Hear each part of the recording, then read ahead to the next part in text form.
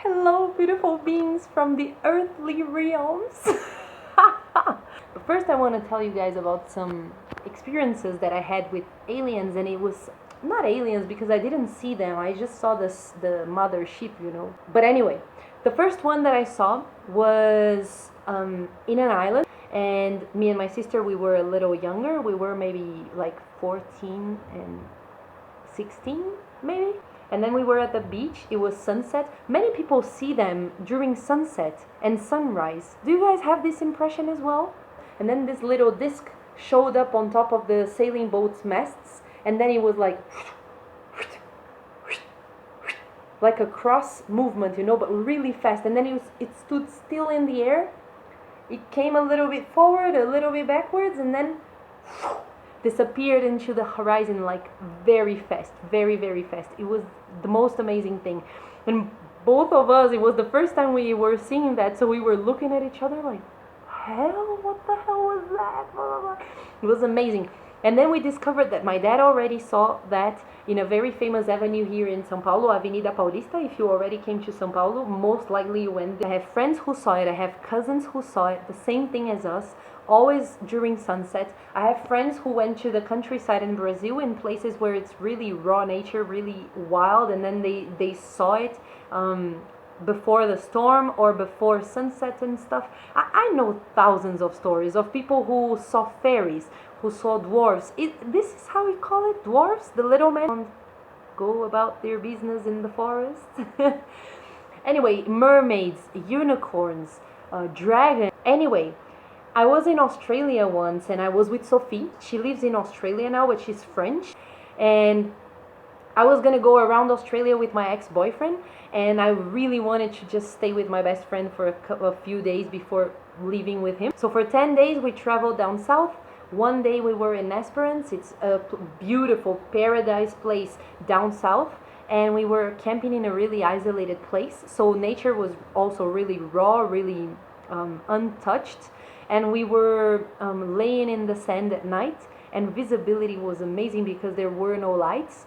And we could see the Milky Way so perfectly, and the Southern Cross and the Three Marys. Anyway, we were there, and then we started seeing something going around the edge of the Milky Way, the right edge of the Milky Way. It didn't go towards the darker side, when you're leaving the Milky Way, and it didn't come in the Milky Way, in the lighter part. It was always in the edge, like always in the verge. And it was like there were two kinds. Always three dots of light, of stronger light, connected by a thread of light, and you could see some in violet color, like lilac, and others were really light green, like kind of aqua. Because when you see the airplane and it has the green light, it's kind of like Christmas tree green light, like a very different shade of color. It was like each ship was a group of these three lights, but they only did 90 degrees movements, like perfect angles, you know what I mean? And it was fast enough not to be a satellite, but slow enough not to be like a shooting star. And it was faster than an airplane. The other time that I saw something really curious, I saw the disc also when I was in Australia, but I was alone. And the main one, the one that called my attention the most, was when I was in New Zealand. Okay, so this story has to be told properly because the story is amazing. I lived in New Zealand, and on Thursdays night, Flo and I, we didn't have to work Friday mornings. So we had like all morning to do whatever we wanted. So on Thursdays at night, we would both go to Mario's house. Mario is another good friend of mine. He lived close to the beach. So we would go, both of us, to his house, and we would have dinner, and we would have a good laugh and drink some wine and just enjoy every Thursday. Just the three of us. And Mario had to wake up to go to work at 7 o'clock in the morning on Fridays. So Flo and I, we would party with him, and then he would go to work, and we would stay at his place and go to the beach and enjoy like he was the best. One Thursday we went to Mario's house, but I was gonna plant my moon, and when I plant my moon, my channel with the divine is really opened. So because of that, I don't drink at all. Like, I don't do anything that would be like detrimental to my energy field, because it's already the channel is too open, you know. So we went to his house, we had some dinner. I didn't drink absolutely anything, I was completely clean. And I told them, oh, I'm gonna plant my moon at the beach, I'm coming back in a second. But then they wanted to come with me and see what it was like. So they came with me and we did the ritual together. But we just prayed, we meditated, and we held each other's hands, and we said thank you for the things that we were having at this moment. We were living our best lives. The energy was really strong, you know, and I think because I'm a witch, you guys know, right, I'm the Cape Witch, and I'm very powerful. Flo is also a very powerful woman. So I think our energies came together. And together with Marius, and Mario is also a really, really spiritual person, I think it was so much that Mario started to feel really sick. I was a little concerned. Anyway, he was not feeling well, the energy was a little overwhelming to him, but still we were sitting at the beach. And I said to them, just a second, to finish the ritual I have to put my blood in the water, so give me a second. I walked to the ocean, I put my blood in the water, I thanked God for that moment, and I just released my blood in the water because I felt like I needed the energy to flow, just like the water does. I came back, sat with them in the towel, in the sand, and we continued talking about life. A few minutes later, Marito was feeling really sick. Flo and I were having the time of our lives. The energy was really positive. We were really happy. I saw a little orange dot in the horizon. And I thought it was the moon, but it was a little weird. I didn't comment because usually I see things and no one else does. Because I'm still searching for my spiritual soul tribe, you know what I mean? So I didn't comment on it. Things started to grow, and it looked like the moon. But the thing that I realized is that it couldn't be the moon growing from behind the ocean, because there was a chain of mountains in front of us. So it was impossible. The moon had to grow behind the chain of mountains. So I started to work my mind, what the hell is that? And then Flo randomly said to us, dude, are you guys seeing something orange growing over there out of the ocean? And I was like, yes! Yes, someone is seeing what I'm seeing, for God's sake. Oh yes. She said that, and Marito said, I can't see anything. And I was like, no, but are you serious? And Flo and I started your mind is blown, and we started showing Marito is here in front of us, the orange thing. Oh, he couldn't see it. So then it started to be damn weird, because how come the moon is growing in front of the chain of mountains and Marito cannot see it? So then the thing started to grow bigger and bigger, like a half circle, like a semicircle, exactly like the moon. And it was really dense, intense, dark orange. So then it really looked like the moon, but it couldn't be the moon. So we thought it was a sheep coming into the channel, you know what I mean?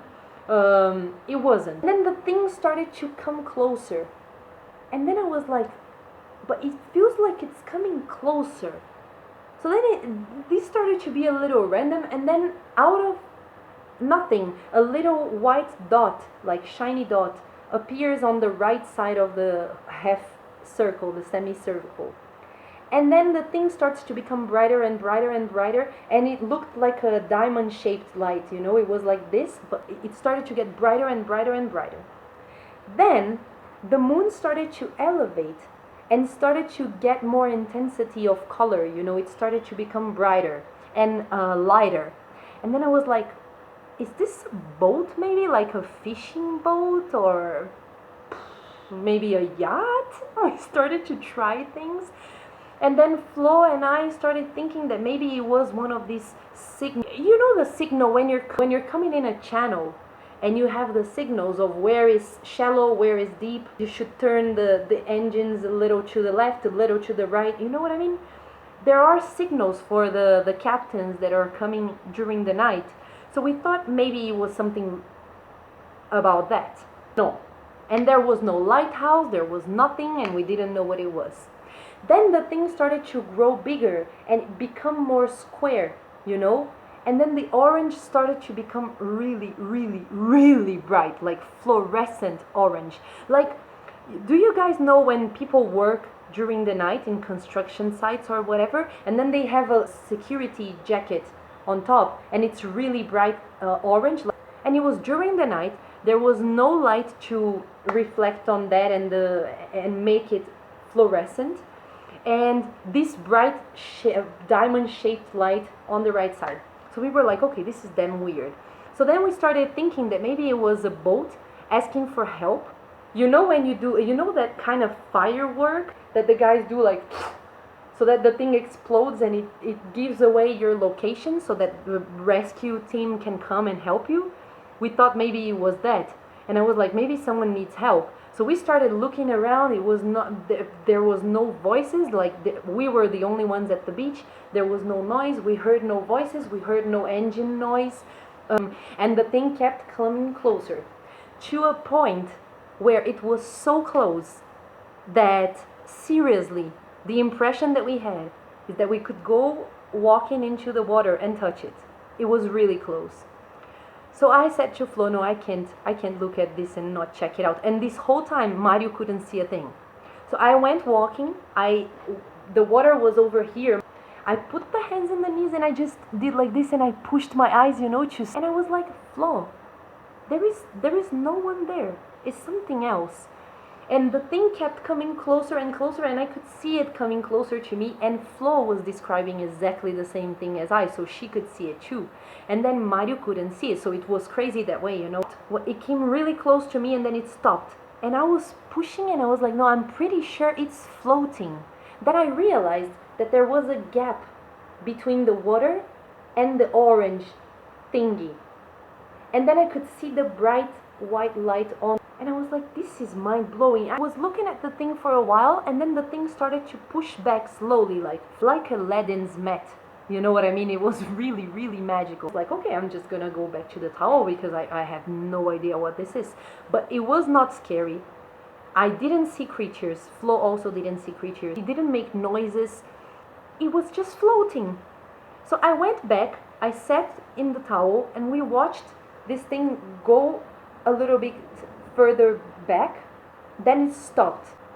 Then it started moving a little, like it had a little trembling movement, and then it did like, and the orange square completely vanished. It went towards the chain of mountains, and it vanished.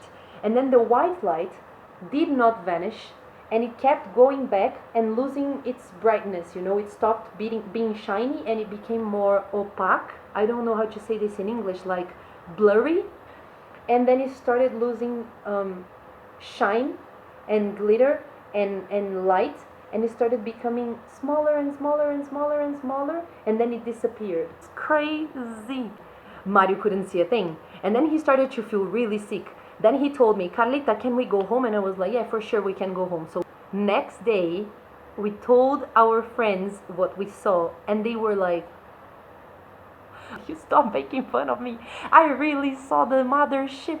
And he was like anyway, if you guys have gone through something as crazy as that, just let me know, because it's freaking magical and I want to know your story. Please share with me. I'll see you guys in the next video. See ya.